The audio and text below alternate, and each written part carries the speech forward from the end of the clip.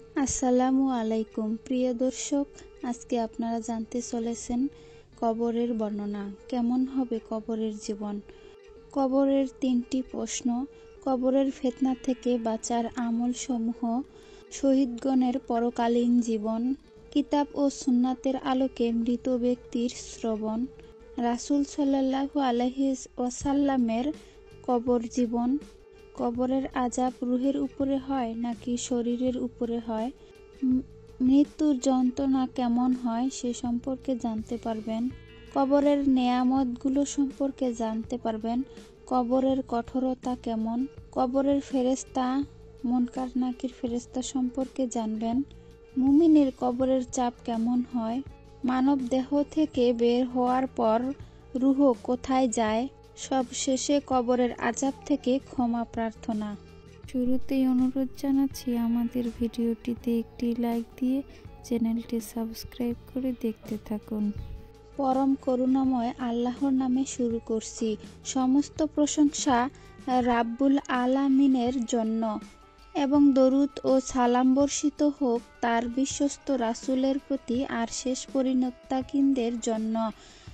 এ মনোপুত আরামদায়ক জীবনের শেষে সবচেয়ে কঠিন বেদনাদায়ক স্তর হলো মৃত্যু। মৃত্যু ওই 3 স্বাদ যা প্রত্যেক প্রাণীকে গ্রহণ করতে হবে। আল্লাহ তাআলা ইরশাদ করেন, কুল্লু নাফসিন যায়কাতুল মউত, জীব মাত্রই মৃত্যুর স্বাদ গ্রহণ করতে হবে। মৃত্যুর পর কোনো মানুষ ফিরে আসে না, তাই মৃত্যুর ভয়াবহতা হুবহু বর্ণনা করা সম্ভব নয়। কিন্তু কোরআন ও হাদিসে মৃত্যুর কঠিনতা ও ভয়াবহতার ব্যাপারে যা বর্ণিত হয়েছে তা থেকে অনুমান করা হয় যে পৃথিবীর সর্বপ্রকার দুঃখ, ব্যথা, চিন্তা, কষ্ট, বিপদ যদি একত্রিত হয় তাহলে মৃত্যুর কষ্ট কয়েক গুণ বেশি হবে। মৃত্যুর যন্ত্রণা সত্যই আসবে। সূরা কাফ আয়াত 19।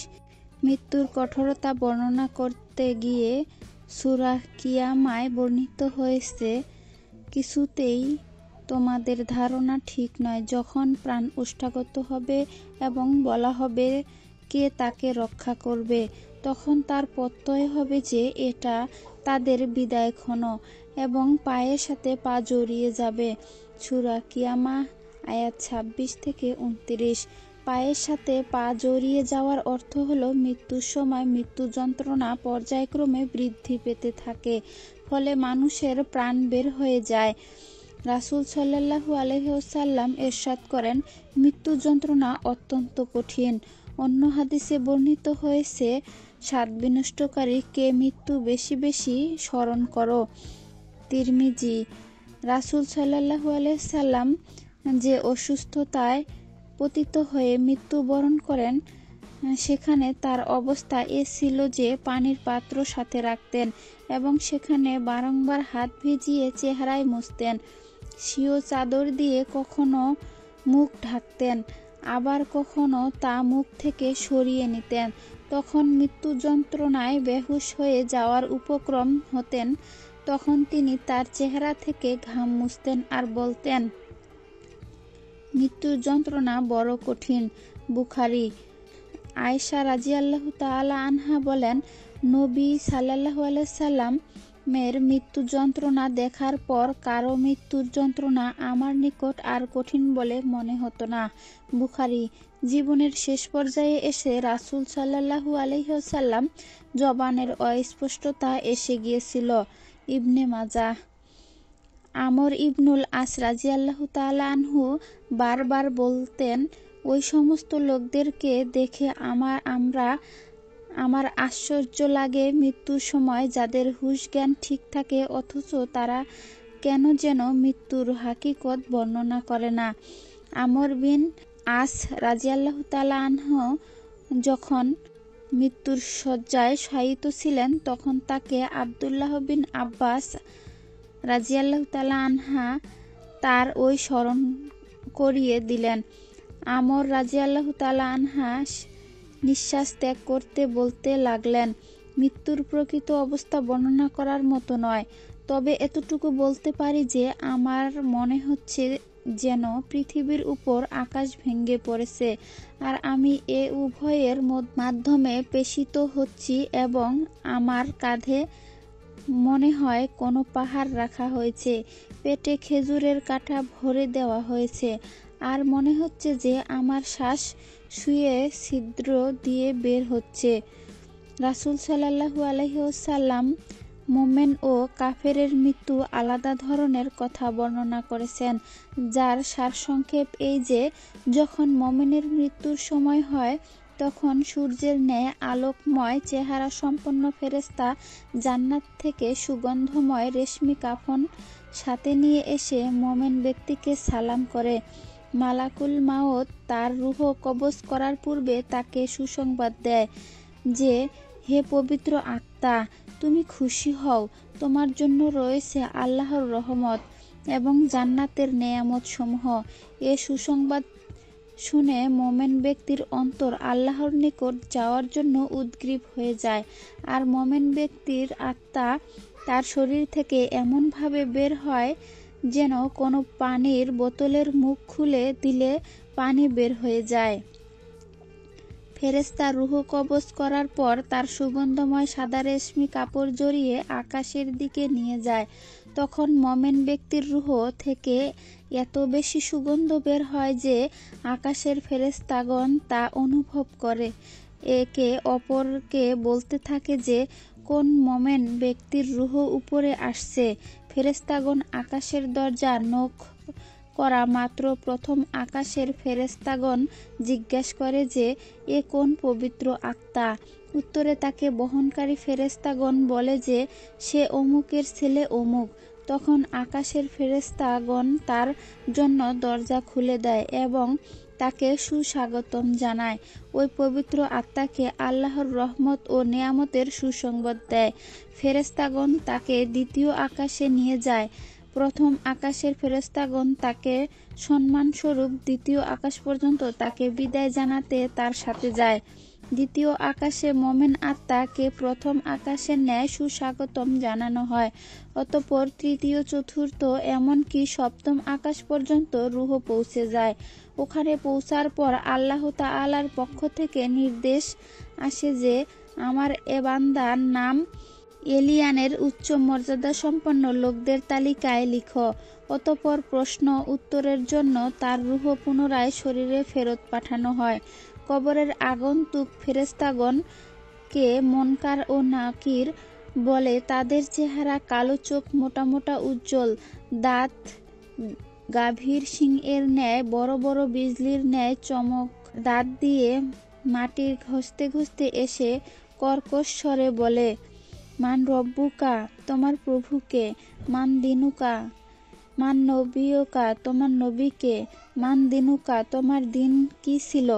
কবরের অন্ধকার, একাকিত্ব, মুনকার নাকির ভয়ানক চেহারা দেখা সত্ত্বেও মোমেন ব্যক্তির কোনো প্রকার ভয় অনুভব করবে না। ধীর স্থিরতার সাথে মুনকার নাকির প্রশ্নের উত্তর দিবে। প্রশ্নের উত্তর দেওয়ার সময় কোনো কোনো ইমানদারের নিকট সূর্য অস্তমিত হওয়ার মতো মনে হবে। তাই মোমেন ব্যক্তি ফেরেশতাদের প্রশ্নের উত্তরে বলবে, একটু দাঁড়াও, আমাকে আগে আমার নামাজ পড়তে দাও, এরপর আমি তোমাদের প্রশ্নের উত্তর দিব। অতঃপর যখন সে অনুভব করবে যে এটা নামাজ আদায়ের স্থান নয়, তখন সে মুনকার নাকির প্রশ্নের উত্তর দেওয়া শুরু করবে। প্রশ্ন উত্তরের পর জাহান্নামের দিকে একটি ছিদ্র করে মোমেন ব্যক্তিকে জাহান্নামের আগুন দেখানো হবে এবং বলা হবে যে, ওইটা জাহান্নাম, যেখান থেকে আল্লাহর স্বীয় দয়া ও অনুগ্রহের মাধ্যমে তোমাকে রক্ষা করেছে। অতঃপর জান্নাতের দিকে একটি ছিদ্র বা দরজা খুলে দেওয়া হবে, যার ফলে মোমেন ব্যক্তি জান্নাতের নেয়ামত সমূহ দেখে আনন্দ অনুভব করবে। ওই সময় মোমেনকে জান্নাতের বাসস্থানও দেখানো হবে। তার কবর 70 হাত বা যতদূর দৃষ্টি যাবে ততদূর পর্যন্ত প্রশস্ত করে দেওয়া হবে এবং তার কবরকে 14 তারিখের চাঁদের আলোর ন্যায় আলোকময় করে দেওয়া হবে। জান্নাতের সুগন্ধিময় পোশাক তাকে পরানো হবে। জান্নাতের সুগন্ধিময় আরামদায়ক নরম বিছানা তার জন্য প্রস্তুত করে দেওয়া হবে। কবরের মোমেন ব্যক্তির সামনে খুব সুন্দর চেহারা সম্পন্ন সুগন্ধিময় পোশাক পরিহিত এক ব্যক্তি আসবে। মোমেন ব্যক্তি তাকে জিজ্ঞাসা করবে যে, তুমি কে? সে বলবে, আমি তোমার নেক আমল, তোমাকে পরকালীন জীবনে আরাম ও সুখ শান্তির সুসংবাদ দিতে এসেছি। তখন মোমেন ব্যক্তি দোয়া করবে যে, হে আমার প্রভু, তুমি তাড়াতাড়ি কিয়ামত সংঘটিত করো, যাতে করে আমি আমার পরিবার পরিজনের সাথে দ্রুত সাক্ষাৎ করতে পারি। কোন কোন হাদিসে এও বর্ণিত হয়েছে যে মোমেন ব্যক্তি বলবে যে, আমি আমার পরিবার পরিজনের নিকট ফেরত যেতে চাই, যাতে করে তাদেরকে আমার শুভ পরিণতি সম্পর্কে অবগত করতে পারি। উত্তরে ফেরেশতাগণ বলবে যে, তুমি এখন বরের ন্যায় আরামে শুয়ে যাও, কেননা ফেরত যাওয়া সম্ভব নয়। তখন ঘুমাতে থাকবে। কিয়ামতের দিন আল্লাহ তাকে উঠাবেন এবং তখন থেকে তার পরকালীন সফরের পরবর্তী স্তর শুরু হবে, যার বিস্তারিত বর্ণনা ইনশাআল্লাহ সামনে আসবে।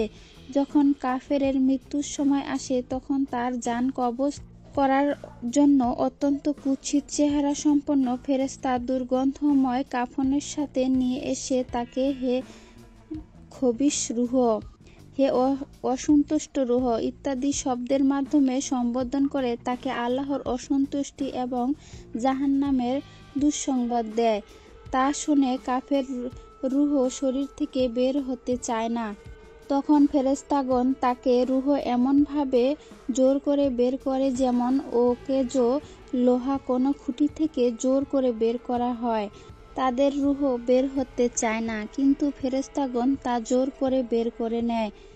এ সম্পর্কে আল্লাহ তাআলা অন্যত্র ইরশাদ করেন, আর যদি তুমি দেখতে পেতে ওই সময়ের অবস্থা যখন জালিমরা সম্মুখীন হয় মৃত্যুর সংকটে, আর ফেরেশতারা হাত বাড়িয়ে বলবে, নিজেদের প্রাণগুলো বের করো, আজ তোমাদেরকে সেসব অপরাধের শাস্তি হিসেবে লাঞ্ছনাময় শাস্তি দেওয়া হবে, যেহেতু তোমরা আল্লাহর উপর মিথ্যা দোষারোপ করে অকারণে প্রলাপ বকছিলে এবং তার আয়াতসমূহ কবুল করতে অহংকার করছিলে। সূরা আনআম আয়াত 93।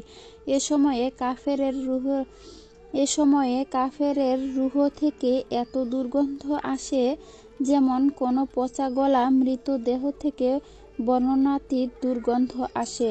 ফেরেশতা যখন তাকে আকাশের দিকে নিয়ে যেতে থাকে, তখন আকাশের ফেরেশতাগণ ওখানে থেকেই অনুভব করেন এবং বলেন যে, কোন খবিশ রূহ আকাশের দিকে নিয়ে আসা হচ্ছে। যখন মালাকুল মাউত কাফেরের দুর্গন্ধময় রূহ নিয়ে প্রথম আকাশে পৌঁছে, তখন দরজায় টোকা দেয়া মাত্রই জিজ্ঞেস করা হয় যে, কে সে? উত্তর মালাকুল মউত বলে, সে অমুকের ছেলে অমুক।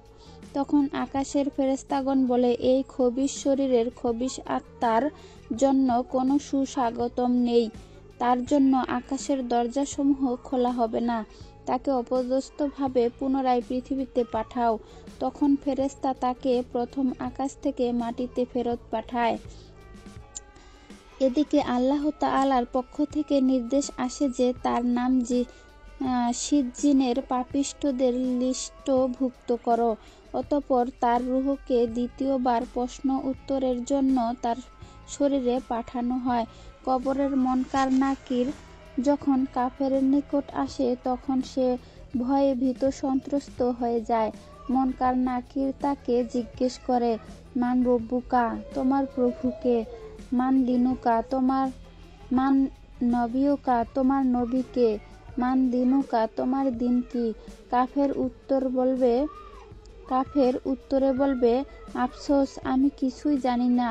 আর যদি মৃত্যু ব্যক্তি মোনাফেক হয়, তাহলে বলবে, মানুষকে আমি যা কিছু বলতে শুনতাম আমিও তাই বলতাম। কাফের বা মোনাফেকের এই উত্তরের পর জান্নাতের দিকে একটি দরজা খুলে জান্নাতের নেয়ামতসমূহ তাকে এক পলক দেখানো হয় এবং বলা হয় যে, ওই হলো ওই জান্নাত যেখান থেকে আল্লাহ তোমাকে তোমার কুফরি বা মুনাফিকির কারণে বঞ্চিত করেছে। অতঃপর তার জন্য জাহান্নামের দিকে একটি রাস্তা খুলে দেওয়া হয়, যেখান থেকে সে জাহান্নামের শাস্তি পেতে থাকবে। সাথে সাথে জাহান্নামে তার অবস্থান স্থলও তাকে দেখানো হবে। এরপর আল্লাহর পক্ষ থেকে হুকুম আসবে যে তাকে আগুনের পোশাক পরিয়ে দাও এবং আগুনের বিছানা বিছিয়ে দাও। অতঃপর অন্ধ এবং বোবা ফেরেশতা তার উপর তাকে ন্যস্ত করা হবে, যে তাকে লোহার হাতুড়ি দিয়ে প্রহার করতে থাকবে। রাসূল সাল্লাল্লাহু আলাইহি ওয়াসাল্লাম ইরশাদ করেন, ওই হাতুড়ি এত ভারী হবে যে এর দ্বারা যদি কোনো পাহাড়ে আঘাত করা হয় তাহলে পাহাড় চূর্ণ বিচূর্ণ হয়ে যাবে। এর সাথে আরও থাকবে বিভিন্ন সাপবিচ্ছু যা কিয়ামত পর্যন্ত তাকে সবল মারতে থাকবে।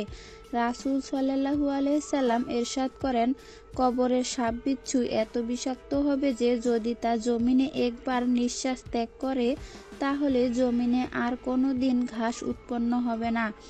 এ সমস্ত আযাবের সাথে কাফেরকে আরও একটি অতিরিক্ত আযাব দেওয়া হবে, আর তা হলো কবরের দুই পার্শ্বে মাটি তাকে বারবার চাপতে থাকবে, যার ফলে তার এক পার্শ্বের হাড্ডি অপর পার্শ্বে চলে যাবে। এ সমস্ত আযাব কিয়ামত পর্যন্ত সে ভোগ করতে থাকবে। কবরের কাফেরের পার্শ্বে একটি কুৎসিত চেহারা সম্পন্ন দুর্গন্ধময় ভীতিকর এক ব্যক্তি আসবে। তাকে দেখে কাফের বলবে, কে তুমি? সে বলবে, আমি তোমার আমল তোমাকে তোমার খারাপ পরিণতির কথা জানাতে এসেছি। কাফের ভীত হয়ে বলবে, হে আমার প্রভু, কিয়ামত সংঘটিত করিও না।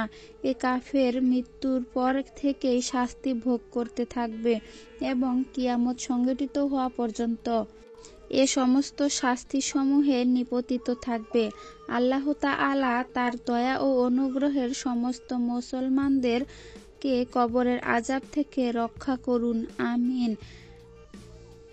প্রশ্ন ও উত্তরের পর মুমিন ব্যক্তির রূহ ইল্লিয়িনে রাখা হয়, আর কাফের ও মুনাফিকদের রূহ রাখা হয় সিজ্জিনে। ইল্লিয়িন বইয়ের নাম ও যেখানে ঈমানদারগণের নাম লিখিত হয় এবং তা স্থান ও নাম, সেখানে ঈমানদারগণ রূহ কিয়ামত পর্যন্ত সংরক্ষিত থাকবে। সিজ্জিন বইয়েরও নাম যেখানে কাফের ও মুশরিকদের নাম লেখা হয় এবং স্থান ও নাম যেখানে কাফের ও মুশরিকদের রূহ সমূহ কিয়ামত পর্যন্ত বন্দী হয়ে থাকবে। এ ব্যাপারে আল্লাহই ভালো জানেন। এ হলো কঠিনতম স্থান কবর, যে ব্যাপারে রাসূল সাল্লাল্লাহু আলাইহি সাল্লাম বলেছেন, আমি কবরের চেয়ে কঠিনতম স্থান আর কোথাও দেখিনি। তিরমিজি। ওই কবরের ফিতনা থেকে আল্লাহ প্রার্থনা করা তিনি তার সাহাবাগণকে শিক্ষা দিতেন যে তোমরা তা থেকে আল্লাহর নিকট আশ্রয় চাও। আব্দুল্লাহ বিন আব্বাস রাদিয়াল্লাহু তাআলা আনহু বলেন, রাসূল সাল্লাল্লাহু আলাইহি ওয়াসাল্লাম আমাদেরকে কবরের ফিতনা থেকে আশ্রয় চাওয়ার দোয়া এমনভাবে শিক্ষা দিতেন যে যেভাবে কোরআনের আয়াত শিক্ষা দিতেন। একদা খুতবা দিতে গিয়ে রাসূল সাল্লাল্লাহু আলাইহি ওয়াসাল্লাম সাহাবাগণকে সতর্ক করলেন যে তোমরা কবরের দাজ্জালের ফিতনার মতো পরীক্ষায় নিপতিত হবে। একথা শুনে সাহাবাগণ এত ভীত সন্ত্রস্ত হলেন যে তারা কাঁদতে শুরু করলেন। আমিরুল মুমিনিন ওসমান রাদিয়াল্লাহু তাআলা আনহু কবরের কথা স্মরণ হলে এত কাঁদতেন যে তার দাড়ি ভিজে যেত। তিনি বলতেন, কবর আখিরাতের মঞ্জিল সমূহের সর্বপ্রথম মঞ্জিল। যেখান থেকে মুক্তি পাবে তার জন্য পরবর্তী মঞ্জিল সমূহ সহজ হবে, আর যে এখান থেকে মুক্তি পাবে না তার জন্য পরবর্তী মঞ্জিল সমূহ আরও কঠিন হবে। তিরমিজি। ওমর রাদিয়াল্লাহু তাআলা আনহু কবর ও আখিরাতের কথা স্মরণ করে এত কাঁদতেন যে তার চেহারা দুইটি কালো দাগ পড়ে গিয়েছিল। বাহাকি।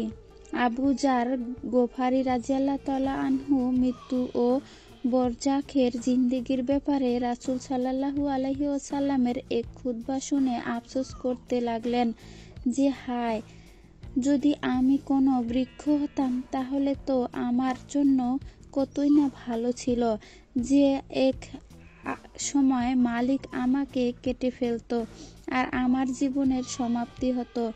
ইবনে মাজাহ। আবু হুরায়রা রাদিয়াল্লাহু তাআলা আনহুর যখন মৃত্যুর সময় হলো তখন তিনি কাঁদতে লাগলেন। লোকেরা জিজ্ঞেস করলো যে, কি আবু হুরায়রা রাদিয়াল্লাহু তাআলা আনহু, পৃথিবী ছেড়ে চলে যাচ্ছ তাই কাঁদছ? উত্তরে তিনি বলেন, না, বরং দীর্ঘ সফর স্বল্প পাথেয় কারণে কাঁদছি। আমি এমন এক সন্ধ্যায় এসে উপনীত হয়েছি যার সামনে রয়েছে জান্নাত অথবা জাহান্নাম, কিন্তু আমি জানি না যে আমার ঠিকানা কোথায়। আবু বকর সিদ্দিক রাদিয়াল্লাহু তাআলা আনহুর মওত সম্পর্কে শুনুন। হে প্রভু, কি অবস্থা আমার হবে! সৎ আমল আমার নেই, অসৎ আমল অসংখ্য, পাথেয় স্বল্প। কবরের কঠিন ঘাট আমাদের পূর্বসূরীরা যতটা ভয় পেত, আজ আমরা তা থেকে ততটা অন্যমনস্ক এবং নির্ভয়ে আছি। পৃথিবীর রং তামাশায় আমরা এতটা মত্ত হয়ে গেছি যে ভুলে ও কখনো কবরের কথা স্মরণ হয় না। আমাদের এ অন্যমনস্কতা ব্যাপারে কোরআন কারিমে এদিক নির্দেশিত যথার্থ বলে প্রমাণিত হয়েছে। মানুষের হিসাব নিকাশের সময় আসন্ন, কিন্তু তারা উদাসীনতায় অন্যমনস্ক রয়েছে। সূরা আম্বিয়া। আল্লাহ তার স্বীয় দয়ায় আমাদের প্রতি অনুগ্রহ করুন এবং মৃত্যুর পূর্বে আমাদেরকে কবরের কঠিন ঘাটি পার হওয়ার প্রস্তুতি নেওয়ার তৌফিক দিন। আমিন। কবরের 3টি প্রশ্ন। কবরের মুনকার নাকির 3টি প্রশ্ন করবে। মান রব্বুকা, তোমার প্রভু কে? মান দিনুকা, তোমার দিন কি? মান নবিয়ুকা, তোমার নবী কে? বাহ্যিকভাবে 3টি প্রশ্নের উত্তরই সংক্ষিপ্ত এবং সহজ, যে আমার প্রভু আল্লাহ, আমার নবী মুহাম্মদ সাল্লাল্লাহু আলাইহি সাল্লাম, আমার দিন ইসলাম। প্রকৃত ঘটনা হলো এই যে 3টি প্রশ্নই এত ব্যাপক যে মানুষের সারা জীবনের আমলের সারসংক্ষেপ এ প্রশ্নসমূহের মধ্যে রয়েছে। কবরের এ প্রশ্নসমূহের উত্তর শুধু ওই ব্যক্তিকেই দিতে পারবে যে তার সারা জীবন ও এ প্রশ্ন উত্তরগুলির আলোকে ঘাবড়ে গেছে। জ্ঞান ও পদ মর্যাদায় বড়ই চাতুরতা সেদিন মানুষের কোনো কাজে আসবে না। হাফেজ মোহাম্মদ ইদ্রিস কালানী একটি ঘটনা বর্ণনা করতেন। তিনি বললেন, কিলয়ানওয়ালা গ্রাম থেকে গুজরানওয়ালা শহরে যেতে হলে আমাদেরকে গোন্দানওয়ালা আডাহ হয়ে যেতে হতো। সেখান থেকে এক ব্যক্তি ঘোড়ার ঘাস বিক্রি করত। যখন ওই দিক দিয়ে যেতাম তখনই ওই ব্যক্তির কণ্ঠে ধারাবাহিকভাবে শুনতে পেতাম যে 2 পয়সা আটি, 2 পয়সা আটি। তার সারা জীবন এভাবেই ঘাস বিক্রি করতে করতে পার হয়েছে। কোনোদিন সে নামাজ পড়ছে না, কোরআন তেলাওয়াত করছে না, আল্লাহ ও তার রাসূলের কথা স্মরণ করছে না। যখন সে মৃত্যুশয্যায় শায়িত হলো তখন তার আত্মীয়-স্বজনরা তার পার্শ্বে বসে লা ইলাহা ইল্লাল্লাহ পড়তে শুরু করলো, যাতে তার মুখেও এ কালেমা জারি হয়। কিন্তু আফসোস, মৃত্যুর সময়ও তার মুখ থেকে ওই কথাগুলি বের হতে থাকলো যা সে তার সারা জীবন বলতেছিল, 2 পয়সা আটি, 2 পয়সা আটি। আর এ কথা বলতে বলতে সে শেষ নিঃশ্বাস ত্যাগ করলো। মূলত মৃত্যুর সময় মানুষের সারা জীবনের আমলের আলোকে তার মৃত্যু হয়ে থাকে। মৃত্যুর সময় লা ইলাহা ইল্লাল্লাহ শুধু ওই সৌভাগ্যবান ব্যক্তির মুখ দিয়েই বের হবে যে মূলত সারা জীবনের নিরঙ্কুশভাবে লা ইলাহা ইল্লাল্লাহর দাবি পূরণ করেছে। একই অবস্থা হবে কবরের প্রশ্নের উত্তরের বেলায়ও। সেখানে ওই প্রশ্নগুলোর সঠিক উত্তর সেই দিতে পারবে যে তার সারা জীবনকে ওই প্রশ্নের উত্তরগুলির আলোকে পরিচালনা করছে। তোমার প্রভুকে এ প্রশ্নের উত্তরে আমি সাক্ষ্য দিচ্ছি যে আল্লাহ ব্যতীত সত্য কোনো মাবুদ নেই। তা ওই ব্যক্তি বলতে পারবে যে প্রকৃত অর্থেই আল্লাহকে তার প্রভু হিসেবে মেনেছে, যে শুধু এক আল্লাহর সাথেই সম্পর্ক রেখেছে, এক আল্লাহকেই দাতা ও চাহিদা পূরণকারী হিসেবে বিশ্বাস করেছে, এক আল্লাহকে স্বীয় গাউস এবং সমস্যা দূরকারী হিসেবে বিশ্বাস করেছে, এক আল্লাহকে স্বীয় ভাগ্য নির্ধারক ও স্বীয় জীবন ও মরণের মালিক হিসেবে জেনেছে। তারই নামে নজর নেওয়া হয়েছে, তারই নামে মান্যত মেনেছে, তারই নামে নামাজ আদায় করেছে, রোজা রেখেছে, দান খয়রাত করেছে, শুধু তারই ভয় অন্তরে রেখেছে। কিন্তু যে আল্লাহর সাথে অন্য কেউ স্বীয় ভাগ্য নির্ধারক, জীবন মরণের মালিক বলে মনে করেছে, আল্লাহর সাথে অন্য কাউকে দাতা চাহিদা পূরণকারী বলে মেনেছে, অন্য কাউকে স্বীয় গাউস ও সমস্যা দূরকারী হিসেবে মেনেছে, অন্যের নামে নজর নেওয়াজ করেছে, অন্যের নামে মান্যত মেনেছে, আল্লাহর সাথে অন্যের নামে নামাজ পড়েছে, অন্যের নামে দান খয়রাত করেছে, এমন ব্যক্তি জীবনে মৃত্যুর সময় কি লা ইলাহা আসবে? একই অবস্থা হবে দ্বিতীয় প্রশ্নের ব্যাপারেও, যে তোমার নবীকে শুনে তোমার মনে হবে যে উত্তর বহুত সহজ ও সংক্ষেপ, যে আমি সাক্ষ্য দিচ্ছি যে মুহাম্মদ সাল্লাল্লাহু আলাইহি সাল্লাম আল্লাহর বান্দা ও রাসূল। কিন্তু এ সহজ প্রশ্নের উত্তর ও মানুষের সারা জীবনের আমলের সাথে সম্পৃক্ত। যে ব্যক্তি নামাজ, রোজা, দান খয়রাত থেকে নিয়ে উঠা বসা, শোয়া জাগা, খানা পিনা, ব্যবসায়ী লেনদেন, বিয়ে শাদী, জীবন মরণ সকল বিষয়ে শুধু রাসূল সাল্লাল্লাহু আলাইহি সাল্লামের তরিকা অনুযায়ী চলেছে, তাকেই শুধু এ পথ প্রদর্শক হিসেবে মেনেছে, তাকেই শুধু নিজের ইমাম মেনেছে, তাকেই শুধু আদর্শ হিসেবে গ্রহণ করেছে, তাকেই স্বীয় পিতামাতা, পরিবার পরিজন সহ অন্যান্য সকলের চেয়ে অধিক মহব্বত করেছে, তারই জবানে এই প্রশ্নের সঠিক উত্তর আসবে। আর যে পদে পদে রাসূল সাল্লাল্লাহু আলাইহি সাল্লামের হাদিসের বিপক্ষে স্বীয় ইমামগণের কথাকে অগ্রাধিকার দিয়েছে, তার দিক নির্দেশনার বিপক্ষে স্বীয় পীর মুর্শিদের দিক নির্দেশনাকে অগ্রাধিকার দিয়েছে, তার সুন্নাতের বিপক্ষে স্বীয় ওলামাদের প্রচলনকৃত বিদআত সমূহ অগ্রাধিকার দিয়েছে, তার শিক্ষার বিপক্ষে স্বীয় বুজুর্গদের শিক্ষাকে অগ্রাধিকার দিয়েছে, তার আদেশের বিপক্ষে স্বীয় হযরতদের কাশফকে অগ্রাধিকার দিয়েছে, রাসূল সাল্লাল্লাহু আলাইহি সাল্লামের বিপক্ষে অন্যান্য দলীয় বা রাজনৈতিক ব্যক্তিবর্গকে অধিক মহব্বত এবং বিশ্বাস করেছে। তাদের জবানের এই প্রশ্নের উত্তর কি সঠিক আসবে? তৃতীয় প্রশ্ন, দিনের ব্যাপারেও যে তোমার দিন কি ছিল? উল্লেখ্য যে আরবি ভাষায় দিন শব্দটির ব্যাপক অর্থবোধক।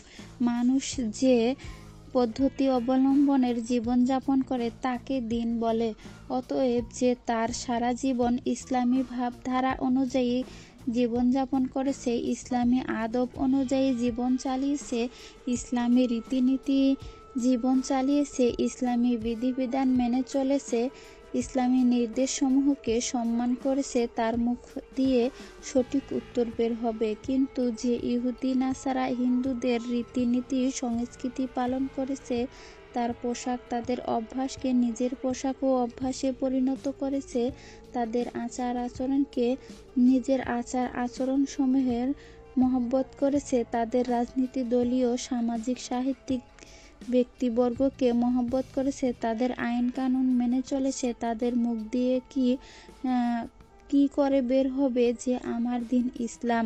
পরীক্ষা চাই বড় হোক আর ছোট, তার স্বভাবই হলো এই যে পরীক্ষার্থীদের মনের মধ্যে চিন্তা ঢুকিয়ে দেয়া। তাই অধিকাংশ মানুষ পরীক্ষার পূর্বেই চিন্তিত হয়ে থাকে। যে ব্যক্তি পরীক্ষার প্রস্তুতি ব্যতীত হলে আসে তার কথা তো মাবুদই বরং, এবং যে ব্যক্তি সারা বছরব্যাপী প্রস্তুতি নিয়েছে সেও মাঝে মধ্যে এত চিন্তিত হয়ে যায় যার ফলে ভালো করে মুখস্থ করা উত্তরও ভুলে যায়। অথচ পৃথিবী এ পরীক্ষার ফেল করা ভয় ব্যতীত আর কোনো ভয়ই নেই। শাহাদাতের জন্য দোয়া করা জায়েজ। কল্যাণময় মৃত্যুর জন্য আল্লাহর নিকট দোয়া করতে হবে। মৃত্যুর যন্ত্রণা সত্য। মৃত্যুর যন্ত্রণা সত্যিই আসবে। সূরা কাফ আয়াত 19।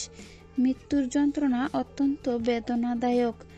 জাবের রাদিয়াল্লাহু তাআলা আনহু থেকে বর্ণিত, তিনি বলেন, নবী সাল্লাল্লাহু আলাইহি সাল্লাম বলেছেন, তোমরা মৃত্যু কামনা করো না, কেননা প্রাণ নির্গত হওয়ার যন্ত্রণা অত্যন্ত বেদনাদায়ক।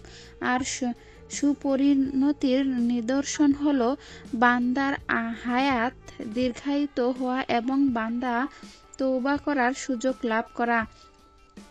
মৃত্যুর যন্ত্রণা যতটা রাসূল সাল্লাল্লাহু আলাইহি সাল্লাম ভোগ করেছেন ততটা অন্য কেউ আর ভোগ করবে না। রাসূল সাল্লাল্লাহু আলাইহি সাল্লাম এর মৃত্যু যন্ত্রণা সম্পর্কে আয়েশা রাদিয়াল্লাহু তাআলা আনহা এর উক্তি হলো, রাসূল সাল্লাল্লাহু আলাইহি সাল্লাম এর মৃত্যুর সময় তার মাথা আমার সিনা ও থুতনির মাঝে ছিল। তার মৃত্যু যন্ত্রণা দেখার পর আমি অন্য কারো ব্যাপারেই মৃত্যু যন্ত্রণাকে কষ্ট করে বলে মনে করি না। বুখারী। মৃত্যুর সময় মুমিনের সম্মানী: ১. ফেরেশতা আসার পর রূহ কবজ করার পূর্বে আসসালামু আলাইকুম বলে। ২. মুমিন ব্যক্তির রূহ কবজ করার জন্য সূর্যের ন্যায় উজ্জ্বল চেহারা সম্পন্ন ফেরেশতা আসে। ৩. মুমিন ব্যক্তির রূহ নেয়ার জন্য ফেরেশতা জান্নাত থেকে সাদা রেশমি কাফন সাথে নিয়ে আসে। ৩. রূহকে সুগন্ধিময় করার জন্য ফেরেশতা জান্নাত থেকে সুগন্ধি ও সাথে নিয়ে আসে। ৫. মুমিন ব্যক্তি রূহ কবজ করার সময় ফেরেশতা মুমিন ব্যক্তিকে আল্লাহ তাআলার পক্ষ থেকে ক্ষমা ও সন্তুষ্টির সুসংবাদ দেয়। ৬. মুমিন ব্যক্তির রূহ শরীর থেকে বের করার পর তা থেকে পৃথিবীতে বিদ্যমান উন্নত সুগন্ধির ন্যায় সুঘ্রাণ বের হয়। ৭. মুমিন ব্যক্তির রূহের জন্য আকাশ ও জমিনের মাঝে বিদ্যমান সমস্ত ফেরেশতা রহমতের জন্য দোয়া করে। ৮. মুমিন ব্যক্তির রূহ আকাশ বহনকারী ফেরেশতাগণ আকাশের দরজায় মুমিন ব্যক্তির পরিচয় পেশ করে। তখন দরজায় অবস্থানকারী ফেরেশতা তাকে সুস্বাগতম জানিয়ে আকাশের দরজা খুলে দেয়। ৯. প্রত্যেক আকাশের ফেরেশতাগণ মুমিন ব্যক্তির রূহকে অভ্যর্থনা জানাতে গিয়ে পরবর্তী আকাশ পর্যন্ত তার সাথে যায়।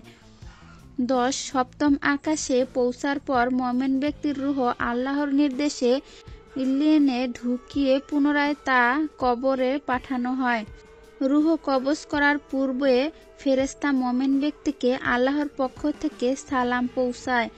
মুমিন ব্যক্তির রূহ কবজ করার পূর্বে ফেরেশতা তাকে আল্লাহর সন্তুষ্টির সুসংবাদ দেয়, যার ফলে মুমিনের আত্মা আল্লাহর সাথে সাক্ষাতের জন্য উদগ্রীব থাকে। মুমিন ব্যক্তির রূহ কবজ করার জন্য সূর্যের ন্যায় উজ্জ্বল চেহারা সম্পন্ন ফেরেশতা আসে। মুমিন ব্যক্তির রূহ কবজ করার জন্য ফেরেশতা জান্নাত থেকে কাফন ও সুগন্ধ নিয়ে আসে। মুমিন ব্যক্তির রূহ কবজ করার পূর্বে ফেরেশতা মুমিন ব্যক্তিকে সম্বোধন করে বলে, হে পবিত্র আত্মা, আল্লাহর ক্ষমা ও সন্তুষ্টির প্রতি অগ্রসর হও। মুমিন ব্যক্তির রূহ শরীর থেকে এত দ্রুত বের হয় যেমন পানির পাত্র থেকে পানি দ্রুত বের হয়। মুমিন ব্যক্তির রূহ থেকে পৃথিবীতে বিদ্যমান উন্নত সুগন্ধির ন্যায় সুঘ্রাণ আসতে থাকে। মুমিন ব্যক্তির রূহ আসমানে বহনকারী ফেরেশতা প্রত্যেক আকাশের দরজায় দণ্ডায়মান ফেরেশতার নিকট পরিচয় করিয়ে দেয়। তখন সেখানে দণ্ডায়মান ফেরেশতা তাকে সুস্বাগতম জানিয়ে আকাশের দরজা খুলে দেয়।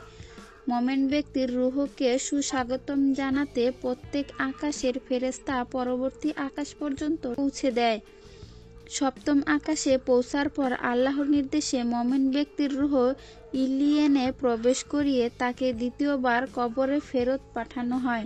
মুমিনের রূহ কবজ করার জন্য রহমতের ফেরেশতাগণ সাদা রেশমি কাফন সাথে নিয়ে আসে। রূহ কবজ করার পূর্বে ফেরেশতা মুমিন ব্যক্তিকে আল্লাহর সন্তুষ্টি এবং রহমতের সুসংবাদ দেয়। মুমিন ব্যক্তির শরীর থেকে নির্গত সুগন্ধি ফেরেশতাদেরকেও আনন্দিত করে। মৃত ইমানদার ব্যক্তির রূহ সমূহ যখন ইল্লিয়েনে পৌঁছে তখন পূর্বের ইমানদারের রূহের সাথে মিশে তারা আনন্দ উপভোগ করে এবং তারা একে অপরের অবস্থা সম্পর্কে জিজ্ঞাসা করে। মুমিন ব্যক্তির রূহ শরীর থেকে বের হওয়া পর্যন্ত ধারাবাহিকভাবে ফেরেশতা সুসংবাদ দিতে থাকে। রূহকে আরশে আজিম পর্যন্ত নিয়ে যাওয়া পর্যন্ত প্রত্যেক আকাশের দারোয়ান ফেরেশতা তাকে যথেষ্ট সম্মানের সাথে সুস্বাগতম জানাতে থাকে। মুমিন ব্যক্তির রূহ আকাশে পৌঁছার পূর্বেই ফেরেশতা তার জন্য রহমতের জন্য দোয়া করতে থাকে। মৃত্যুর মুহূর্তে কাফেরের শাস্তির বর্ণনা এ পর্যায়ে শুনবেন। কাফেরের রূহ কবজ করার জন্য অত্যন্ত ভীতিকর কালো চেহারা সম্পন্ন ফেরেশতা আসে। কাফেরের রূহ কবজ করার জন্য ফেরেশতা চটের কাফন সাথে করে নিয়ে আসে। রূহ কবজ করার পূর্বেই ফেরেশতা কাফেরকে এ বলে ভয় দেখাতে থাকে যে, হে নাপাক রূহ, এ শরীর থেকে বের হয়ে আল্লাহর গজবের দিকে বের হও। কাফেরের রূহ কবজ করার সময় ফেরেশতা তার চেহারা ও পিঠে থাপ্পড় দেয়। কাফেরের রূহ কবজ করার সময় ফেরেশতা তাকে আগুনের আযাব দুঃসংবাদ দেয়। মৃত্যুর সময় কাফেরের রূহ থেকে পৃথিবীতে বিদ্যমান নিকৃষ্টতম গলা মৃত দেহের দুর্গন্ধ আসে। কাফেরের রূহের দুর্গন্ধ শুনে আকাশ ও জমিনের মধ্যবর্তী এবং আকাশের উপস্থিত সমস্ত ফেরেশতা তার প্রতি লানত করে। আল্লাহর পক্ষ থেকে নির্দেশ আসে যে, এ কাফেরের আত্মা সিজ্জিনে রেখে দাও।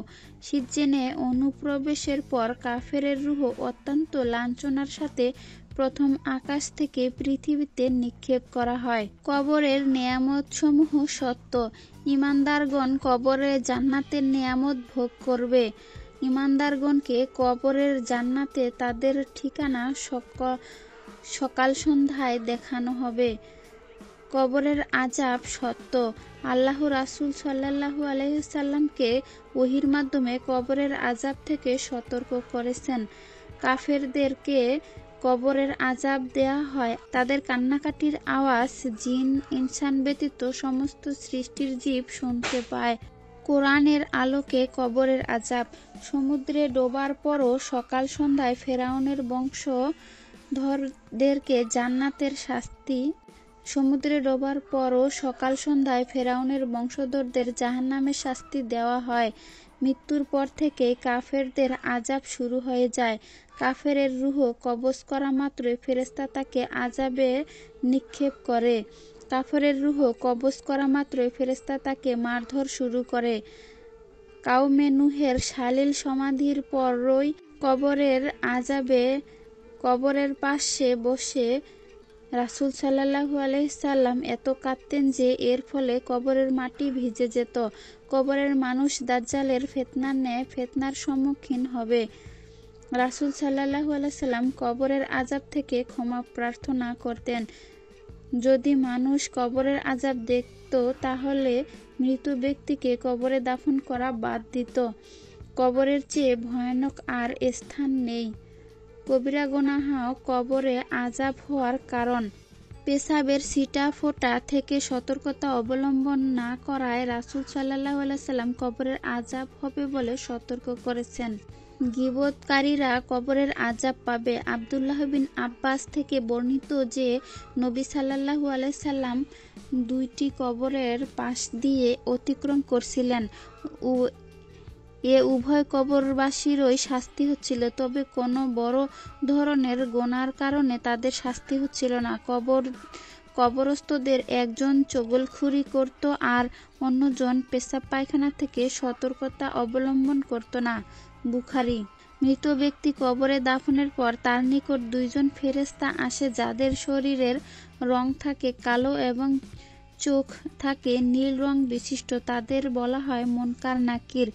মুনকার নাকিরের চোখ তামার ডেগের সমান, দাঁত গাভীর শিংয়ের ন্যায়, তাদের কণ্ঠ বিদ্যুৎ গর্জনের ন্যায়। মুনকার ও নাকির দাঁত দিয়ে জমিনের উপরাতে উপরাতে আসবে। তাদের কণ্ঠে থাকবে বাদলের গর্জনের ন্যায় আওয়াজ আর চোখে বিজলির চমক।